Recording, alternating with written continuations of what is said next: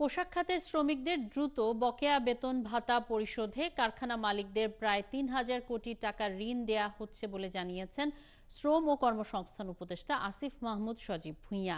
তিনি বলেন, তৈরি পোশাক শিল্পের বাজার দখলের ষড়যন্ত্র চলছে। এছাড়া বহিরাগত এবং হেলমেটধারীদের হুঁশিয়ারি দিয়ে আসিফ মাহমুদ বলেন, দখলদারি ঠেকাতে সরকার কঠোর অবস্থানে আছে। দুপুরে সাংবাদিকদের সাথে এক ব্রিফিংয়ে তিনি এসব কথা বলেন।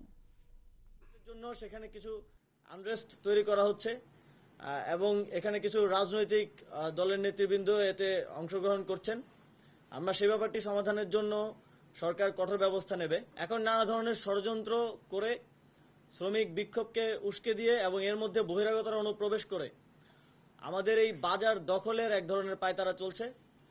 আমরা এটিকে কঠোর হস্তে দমন করব।